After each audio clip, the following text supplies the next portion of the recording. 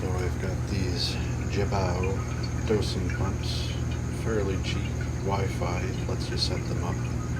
Got one drawing from new-made salt water, the other pumping to the waste. Got it set up so the suction comes out of the feeding area and the new water comes into the filter. And I've got it zip tied down just so nothing pulls on it and pours water everywhere. I've spilled water enough to know that can be a mess. I've also got this pH meter, salinity meter, temperature meter, and it's hooked up to this plug that I can have set the pH, turn something on or off. I've got a CO2 scrubber DIY plumbed in with 3/4 inch tubing to my skimmer, which raises my pH by about 0.1 to 0.2 depending.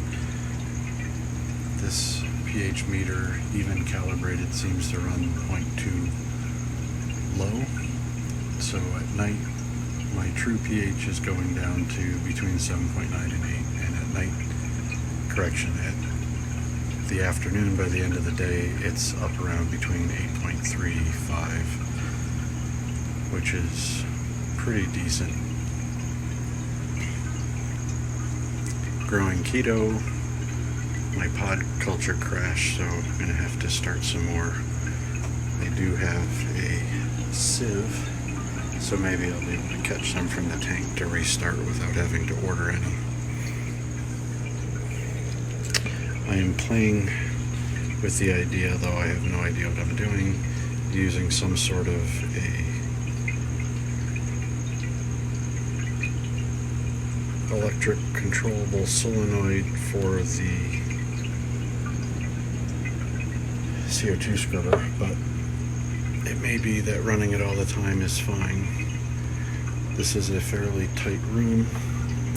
I was running a line outside that was helping my pH by about 0.1, but it gets quite stuffy in here with the AC on. That may help, but I want to keep my pH in the 8.1 to 8.3 range. My keto reactor, after cleaning it out, is not growing as well, but then looking it up, you need an off period, so I just plug that into a timer, have it go on at night to also help with the pH.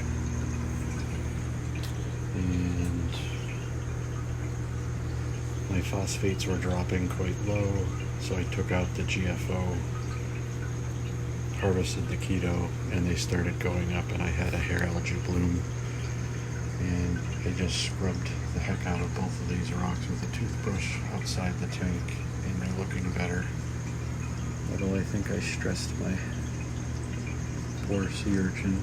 He's stuffed himself in a hole.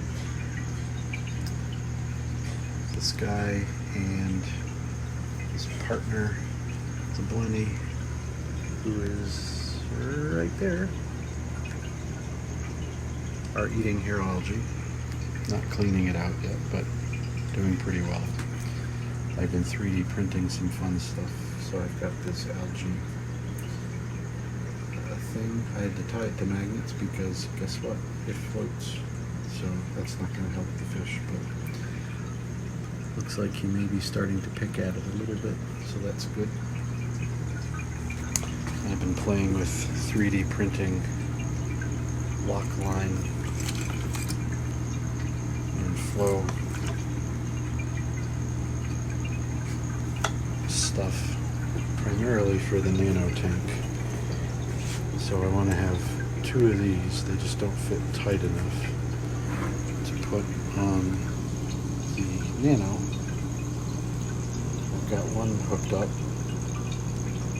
and it's pretty neat because it's actually skimming the surface. And then I tried my hand with the glass cutter, sort of worked. Sanded it down, but at least I have a cover that fits and won't sag. And playing around a little bit with holders.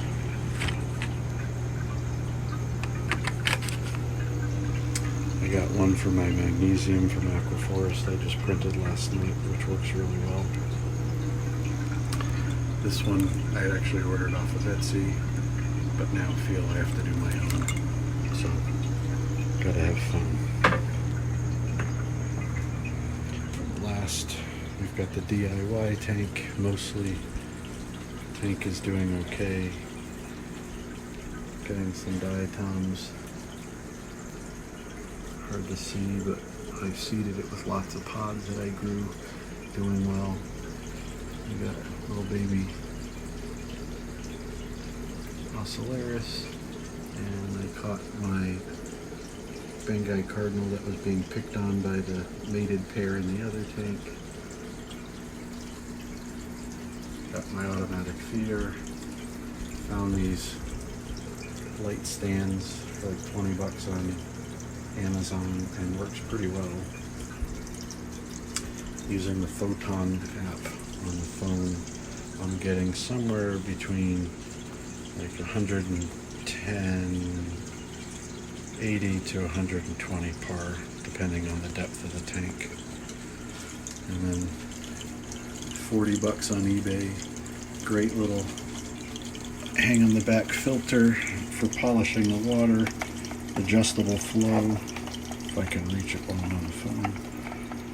There, slow it down and speed it up. And it's got a UV in it, which is pretty neat. This is one of the things I'm trying to print. I want to get a little bit better flow out of this. I've only got about 800 gallons per hour coming out of my return pump. Got my fuge. I'm going to put some keto in there once the lights come in. Filter sock. And yes, I know I built the sump wrong, but it functions. Really not getting anything but water out of that little tiny skimmer so far, but we'll see.